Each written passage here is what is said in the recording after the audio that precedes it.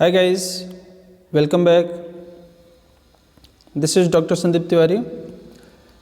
And guys, in today's video, I am going to explain you a beautiful and very important poem in English literature, in history of English literature. And the poem is Elegy written in Country Churchyard by Thomas Gray. And this elegy is known among the 5 best elegies of English literature. It is one of the 5 best elegies in English literature. English literature की जो 5 best एलिजीज़ हैं या famous एलिजीज़ हैं उनमें से एक ये भी है। इसके अलावा हम पी.बी. शैली के एडोनीज़ वो भी एक एलिजी है, मिल्टन के लेसिडास, टेनिसन के इन मेमोरियम, ऐसे करके और भी एलिजीज़ हैं। लेकिन जो 5 फेमस एलिजीज़ हैं उनमें से एक एलिजी ये भी है जो कि थॉमस ग्रे के द्वारा लिखी गई बहुत ही प्यारी सी एलिजी है और बहुत इम्पॉर्टेंट है। तो चलिए इसका इंट्रोडक्शन सबसे पहले देख लेते हैं। The English poet Thomas Gray expressed deep and universal human feeling in forms derived from Greek and Roman literature. Thomas Gray जो कि एक इंग्लिश पोएट हैं, उन्होंने अपने पोएम्स में या अपने वर्क्स में एक डीप और यूनिवर्सल ह्यूमन फीलिंग्स को एक्सप्रेस किया है। मतलब उनके वर्क्स में, उनके पोएम्स में हमें यूनिवर्सल ह्यूमन फीलिंग्स देखने को मिलती है, ऐसी ह्यूमन फीलिंग्स जो कॉमन है सबके लिए, और एक डीप फीलिंग देखने को मिलती है जो कि उन्होंने कहाँ से इसको प्राप्त किया है? Derived from Greek and Roman literature. मतलब ये जो उनके अंदर ये इम्पैक्ट आया है या ये जो फीलिंग्स आती है ये किससे प्रभावित है? ग्रीक एंड रोमन लिटरेचर से। मतलब ग्रीक और रोमन लिटरेचर पढ़ने के बाद उनके अंदर भी एक क्वालिटी आ गई है कि वो अपने वर्क्स में एक डीप और एक यूनिवर्सल ह्यूमन फीलिंग को इंक्लूड करने लगे या अपने पोएम्स में एक कॉमन सब्जेक्ट के ऊपर या कॉमन थीम के ऊपर लिखना स्टार्ट किया। He is the greatest poet between Milton and Wordsworth. Thomas Gray को मिल्टन और वर्ड्सवर्थ, मिल्टन की बात करें तो 1608 में उसका बर्थ हुआ था।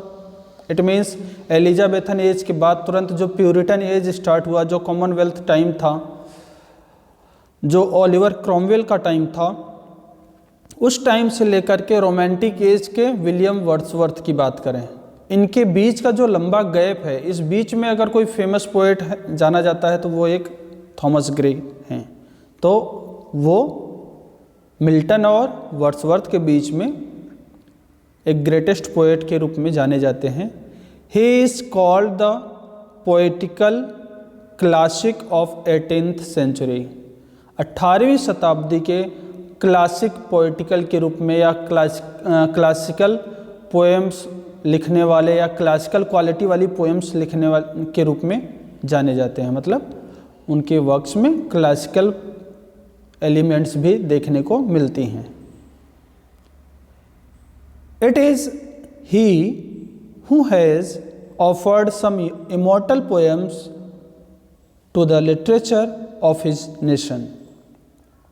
It is he, ये थॉमस ग्रे ही है जिसने अपने नेशन को, अपने नेशन मतलब अपने देश के लिए जो लिटरेचर लिखा गया उनमें कुछ इमॉर्टल पोएम्स का उसने योगदान दिया या कुछ इमॉर्टल पोएम्स लिखी।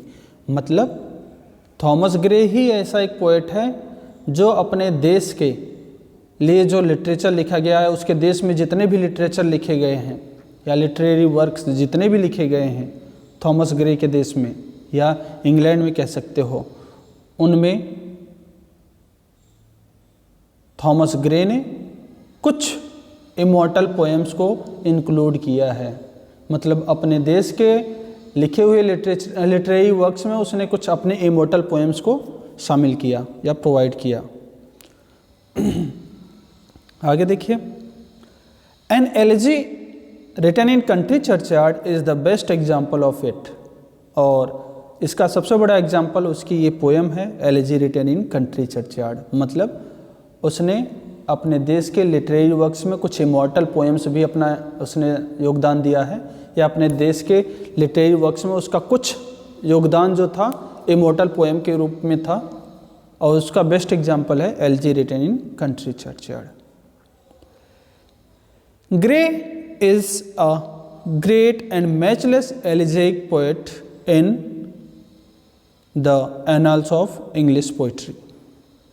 Annuls of English poetry, annals मतलब हिस्ट्री, इंग्लिश पोइट्री के हिस्ट्री में ग्रे एक महान और मैचलेस, जिसका कोई कंपैरिजन ना हो, जिसके सिमिलर कोई और ना हो, एलिजिक पोएट, दुख भरी कविता लिखने वाले के रूप में जाने जाते हैं। मतलब इंग्लिश साहित्य के इतिहास में, अंग्रेजी इंग्लिश साहित्य के इतिहास में ग्रे एक महान और मैचलेस पोएट के रूप में, या मैचलेस एलिजिक पोएट के रूप में, दुखदाई पोएट के रूप में, या दुख भरी कविता लिखने वाले पोएट के रूप में जाने जाते हैं।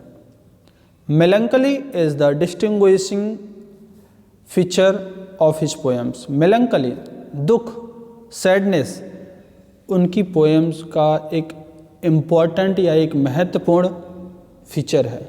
डिस्टिंग्विश मतलब डिफरेंट, एक पर्टिकुलर और लोगों से डिफरेंट जो टॉपिक है उनकी पोइट्री का, वो है, या जो क्वालिटी है उनकी पोइट्री का, वो है मेलंकली, दुख, सैडनेस। इट मीन्स और लोग प्रेम, प्यार, हंसी खुशी की बातें लिखते थे, लेकिन इनकी जो क्वालिटी है या इनकी पोएम्स का जो फीचर है वो है मेलंकली। ये मेलंकली को ज़्यादा फोकस करते थे। His poetry is full of सोरो, सफरिंग, डिजीज एंड डेथ। अब देखिए उनकी पोइट्रीज में हमें मोस्टली क्या देखने को मिलता है? सोरो, सफरिंग, डिजीज, बीमारियाँ और डेथ, इनके बारे में जानकारी मिलती है, इनके बारे में पोएम्स वो लिखते थे। As a true mourner Gray mourns the tragic fate of mankind. एक महान दुख व्यक्त करने वाले के रूप में, या एक सच्चे दुख व्यक्त करने वाले के रूप में ग्रे जो है किसके ऊपर दुख व्यक्त करते थे? ट्रेजिक फेट ऑफ मैनकाइंड, मानव के दुखदाई भाग्य के ऊपर अपनी संवेदना, अपनी पीड़ा व्यक्त करते थे। कौन? ग्रे। मतलब वो दुख भरी चीज़ें लिखते थे, लेकिन ये दुख भरी चीज़ें किससे रिलेटेड होती थी? ट्रेजिक ऑफ ह्यूमन फेट या tragic fate of human kind, मानव के ट्रेजिक फेट, दुखदाई भाग्य से रिलेटेड होता था। इट मीन्स, सिंपल सी बात है कि वो उनके जितने भी सैडनेस या जो मेलंकलिक फीचर्स होते थे वो मोस्टली किससे रिलेटेड होते थे? ह्यूमन फेट से, जो किससे भरा हुआ है? सौरों से भरा है, प्रॉब्लम से भरी हुई है। ओके, आगे देखते हैं। He always deals with the mortality and meaninglessness of human life. वो मोस्टली किन चीज़ों से डील करते थे, या किन चीज़ों के ऊपर फोकस करते थे, या किन चीज़ों के बारे में लिखते थे? मॉर्टेलिटी, नाशवान चीज़ों के बारे में। इमोर्टल अमर और मॉर्टल नाशवान, नाशवान जैसी या नष्ट होने वाली जैसी चीज़ों के बारे में लिखते थे। और किस चीज़ के बारे में लिखते थे? मीनिंगलेसनेस ऑफ ह्यूमन लाइफ, मानव जीवन का जो कोई अर्थ नहीं है या अर्थहीन मानव जीवन के बारे में भी वो लिखते थे। ऐसे मानव जीवन के बारे में लिखते थे जिसका कोई इम्पोर्टेंस नहीं है, जिसकी कोई मीनिंग नहीं है, ऐसी चीज़ों के बारे में भी वो लिखते थे। आगे देखते हैं। Thomas Gray is transitional poet. Thomas Gray एक ट्रांजिशनल पोएट के रूप में जाने जाते हैं। ट्रांजिशनल पोएट मतलब क्या होता है बच्चों? ट्रांजिशन, ट्रांजिशन मतलब संक्रमण। संक्रमण का मतलब ये हो गया कि अगर आपने जब मैं लिटरेरी एजेस पढ़ा रहा था उस समय पे आप फोकस डालेंगे तो मैंने वहाँ बताया था कि थॉमस ग्रे के टाइम के बाद कौन सा टाइम स्टार्ट हो जाता है, रोमांटिक एज। और थॉमस ग्रे से पहले कौन सा एज चल रहा है, नियो क्लासिकल एज। तो नियो क्लासिकल एज से जो समय है, जो टाइम है, धीरे धीरे धीरे धीरे किधर जा रहा है, रोमांटिक एज में। तो जो ये चेंजेस धीरे धीरे होते हैं ना, इस चेंजेस वाले टाइम को हम ट्रांजिशनल टाइम या ट्रांजिशनल पीरियड कहते हैं। उस पीरियड से बिलोंग करते हैं कौन, Thomas Gray. He showed his merit between the new classical and romantic as. अभी बता दिया मैंने आपको कि उन्होंने अपनी क्वालिटीज़ दिखलाई हैं दोनों तरह की। कौन सी, न्यू क्लासिकल भी और रोमांटिक एज। मतलब उनके वर्क्स में हमें न्यू क्लासिकल क्वालिटीज़ भी देखने को मिलती हैं और रोमांटिक एज की क्वालिटीज़ भी देखने को मिलती हैं। Thus, his position as a classic and as a precursor of romanticism is established। इसलिए उनका स्थान या उनकी पोजीशन किस रूप में हो गया, एक क्लासिकल के रूप में, न्यू क्लासिक, एक क्लासिकल व्यक्ति के रूप में या क्लासिकल पोएट के रूप में, और साथ ही साथ रोमांटिक एज के पूर्वज के रूप में भी उनको जाना गया, अग्रगामी के रूप में भी उनको जाना गया। मतलब रोमांटिक एज को फॉलो करने वाले या रोमांटिक एज से पहले आने वाले के रूप में भी उसको जाना गया। Okay, it is said that he began his career as a classicist but ended as a romantic. ऐसा कहा जाता है कि उन्होंने अपना कैरियर एक क्लासिकल पोएट के रूप में स्टार्ट किया, लेकिन अपने कैरियर का एंड एक रोमांटिक पोएट के रूप में किया। सीधी सी बात है, न्यू क्लासिकल से भी बिलोंग करते हैं वो, उनके वर्क्स में न्यू क्लासिकल क्वालिटीज़ भी हैं और रोमांटिक क्वालिटीज़ भी हैं। तो स्टार्टिंग न्यू क्लासिकल वाले टाइम में मतलब क्लासिकल पोएट के रूप में हुए, और जब उनकी मृत्यु होती है तो वो टाइम कहाँ पहुँच जाता है, रोमांटिक एज की तरफ। तो वो एंडिंग उनके किधर हो रही है, रोमांटिक एज के पोएट की तरह। तो इन दोनों के रूप में या इन दोनों के बीच के मिडिल रूप में ये जाने जाते हैं, या ऐसा कह सकते हो कि इन्होंने अपने करियर की स्टार्टिंग क्लासिकल पोएट के रूप में की और अपने करियर को एंड इन्होंने रोमांटिक पोएट के रूप में किया। ओके बच्चों, अब चलिए इस एलिजी के या इस पोएम के इंट्रोडक्शन को देख लेते हैं। Gray's elegy written in country churchyard was first published in 1751। ये जो एलिजी है ग्रे की, ये फर्स्ट टाइम पब्लिश्ड कब हुई थी, 1751 में। Gray may have begun writing the poem in 1742 shortly after the death of his close friend Richard West. और ऐसा माना जाता है कि ग्रे ने अपने इस पोएम को कब लिखना स्टार्ट किया, 1742 में, जस्ट कुछ समय बाद ही। किसके, अपने क्लोज फ्रेंड रिचार्ड वेस्ट के मृत्यु के बाद। ऐसा माना जाता है कि ग्रे ने इस पोएम को अपने क्लोज फ्रेंड, जिसका क्या नाम था, रिचार्ड वेस्ट, उसकी मृत्यु के बाद ही 1742 में लिखना स्टार्ट किया। आगे देखिए, Gray's elegy in country churchyard belongs to the genre of elegy. ये जो पोएम है ना, ये किस कैटेगरी की पोएम है, एलिजी की। मतलब एलिजी के रूप में इसको जाना जाता है। और एलिजी क्या होती है, an elegy is a poem which laments the dead. और एलिजी क्या होती है, एक ऐसी पोएम जो किसी के मृत्यु के ऊपर दुख व्यक्त करती है। लेमेंट मतलब आंसू बहाना, रोना। तो एलिजी ऐसी पोएम है जो किसी के मृत्यु के ऊपर लिखा जाता है, किसी की मृत्यु को शोक व्यक्त करने के लिए लिखा जाता है। सिंपल सी बात आप ऐसे कह सकते हो, elegy is a death song, मृत्यु गीत है। Gray's elegy mourns the death not of great और famous people but of common man. जहाँ अन्य पोएट जो थे, जो और एलिजी लिखने वाले पोएट्स हैं, उन्होंने एलिजी लिखी है कोई महान व्यक्ति की मृत्यु पर, कोई फेमस व्यक्ति की मृत्यु पर, या कोई अपने प्रिय दोस्त या प्रिय के मृत्यु के ऊपर। लेकिन एलिजी ग्रे वाली या ग्रे की जो एलिजी है वो किसी महान व्यक्ति के ऊपर या उनकी मृत्यु के ऊपर नहीं लिखी गई है, बल्कि ये एलिजी कॉमन मैन के ऊपर लिखी गई है या कॉमन मैन के मृत्यु का दुख व्यक्त करने के लिए लिखी गई है। ओके बच्चों, आगे देखते हैं। The poem is an elegy of common man. Simple सी बात है, कॉमन मैन की एलिजी है, अभी बताया। It is Gray's masterpiece, Gray की ये मास्टरपीस है। ग्रे इसी की वजह से कुछ ज़्यादा ही फेमस हुआ। The poem is philosophical and emotional at the same time. ये जो पोएम है ये फिलोसफिकल भी है और इमोशनल भी है।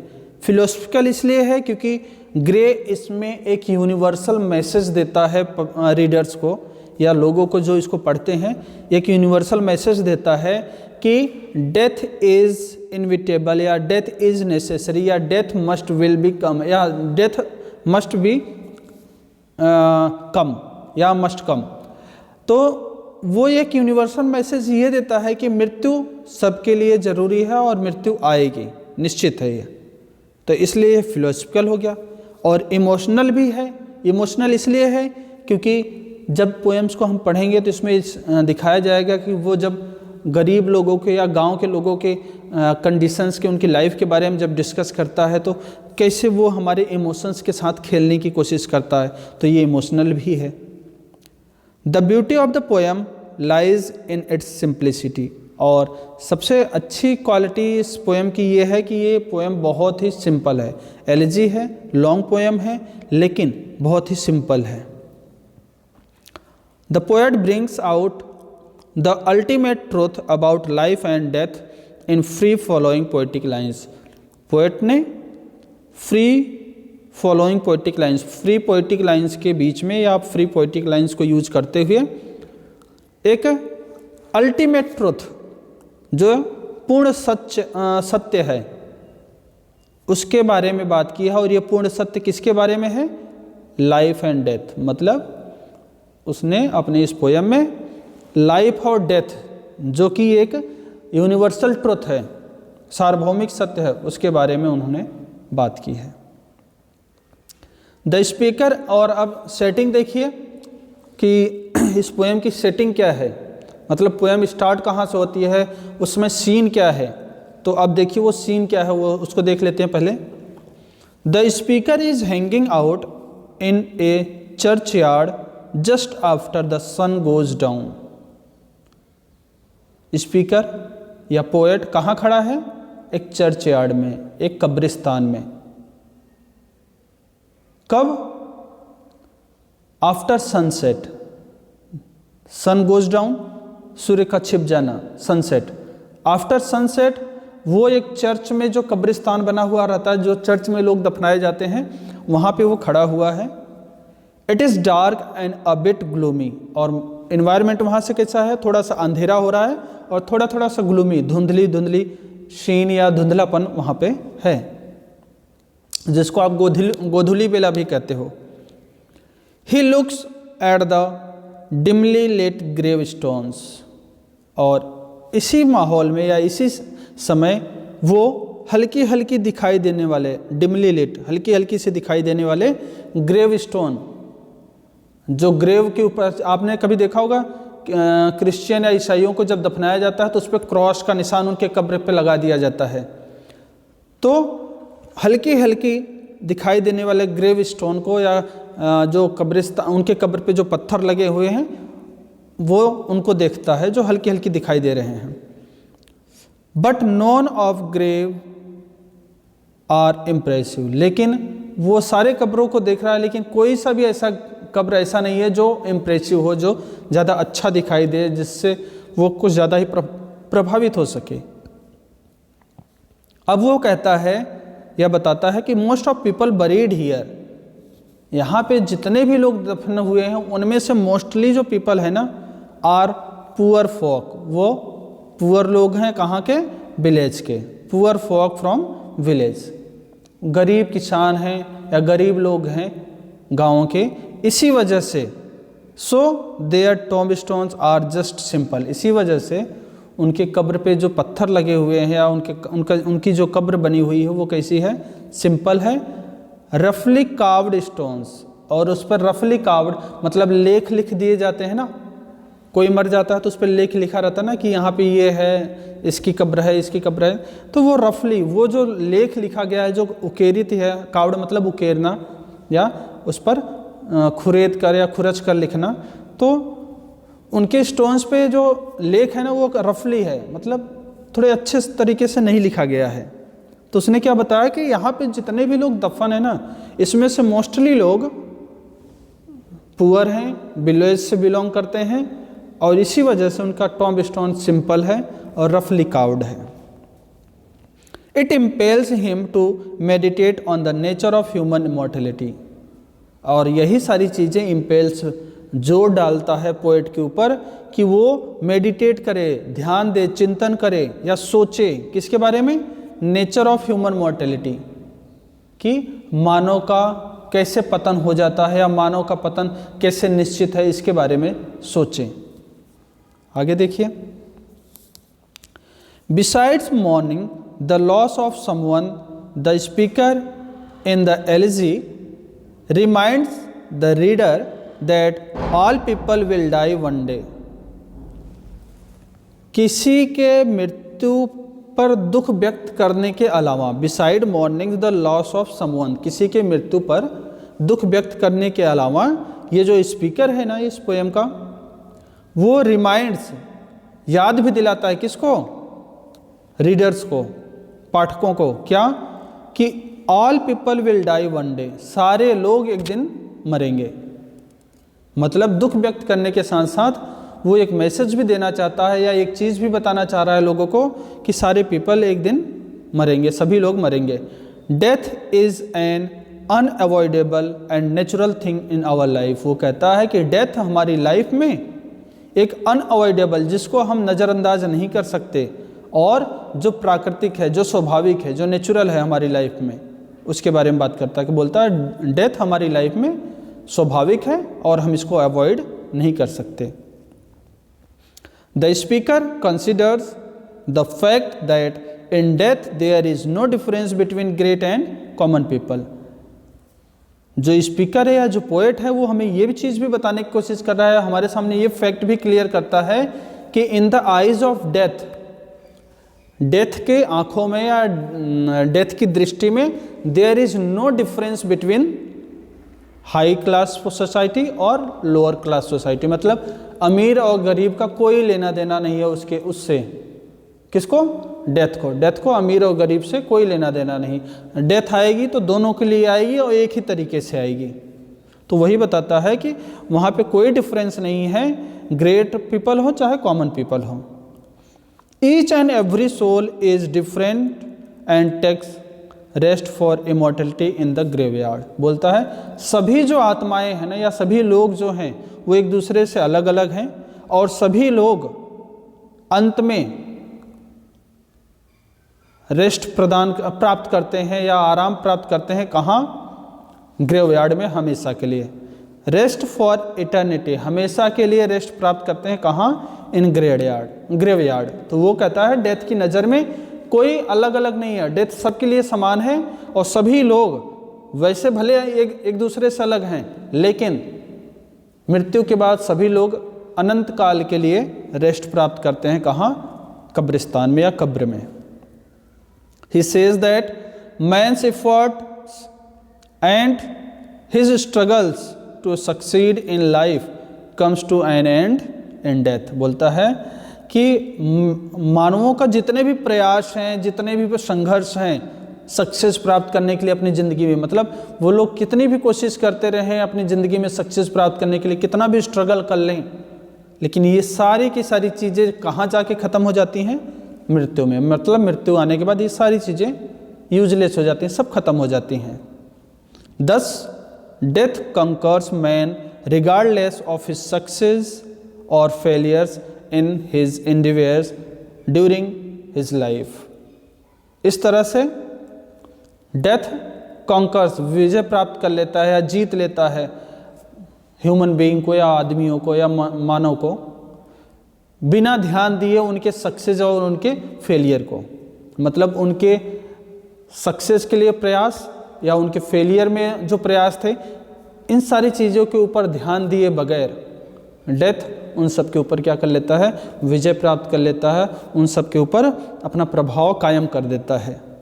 मतलब अंत बोलते हैं ना, सबसे बड़ा सच क्या है, मृत्यु।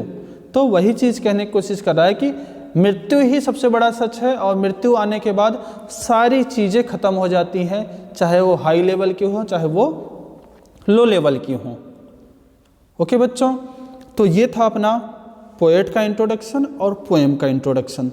जैसा कि हमने क्लियर कर लिया कि पोएट किस एज से बिलोंग करता है, पोएट की क्वालिटीज़ क्या क्या है, और साथ ही साथ इस पोएम की ये पोएम किस जेनरे से बिलोंग करता है, तो हमने बता दिया कि ये एलिजी है। और एलिजी क्या होती है उसके बारे में हमने आपको एक्सप्लेन कर दिया।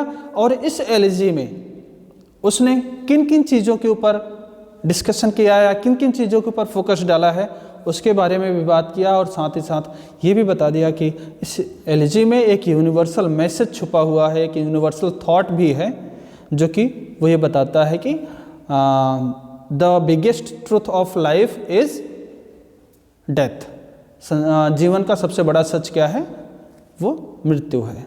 तो आई होप बच्चों आपको ये इंट्रोडक्शन क्लियर हो गया होगा, और अगर नहीं क्लियर हुआ है तो आप मुझसे कोई लाइन या कोई पॉइंट या कोई थॉट डिस्कस करने में कोई आपको कमी लग रही हो या आपको नहीं समझ में आओ तो आप मुझसे उसके बारे में पूछ सकते हैं। और इससे अगले लेक्चर्स में या इसके आगे आने वाले लेक्चर्स में हम इस एलिजी के थोड़े थोड़े स्टेंजाज करते हुए 3 से 4 स्टेंजाज हर एक लेक्चर में कवर करते हुए चलेंगे। हमें आपसे ये उम्मीद है या हम आपसे ये रिक्वेस्ट करते हैं कि आप एलिजी की इन सीरीज को पूरे अटेंटिव माइंड के साथ पढ़ते रहना, तभी आप एक लेक्चर को दूसरे से कनेक्ट करके उसके थॉट को क्लियर करते हुए आगे बढ़ सकेंगे। अदरवाइज बीच में अगर आपने 1-2 लेक्चर भी मिस कर दिया तो थॉट आपका जो है, जो कनेक्शन है वो टूट जाएगा, और फिर आपको अंडरस्टैंडिंग में या इसके थॉट्स को लेने में या इसको थॉट्स को एक्सप्लेन करने में काफ़ी प्रॉब्लम आ सकती है। सो आज के लेक्चर में बस इतना ही। मिलते हैं नेक्स्ट लेक्चर में इससे आगे के पोएम्स को लेकर के। तब तक के लिए बाय बाय, थैंक यू।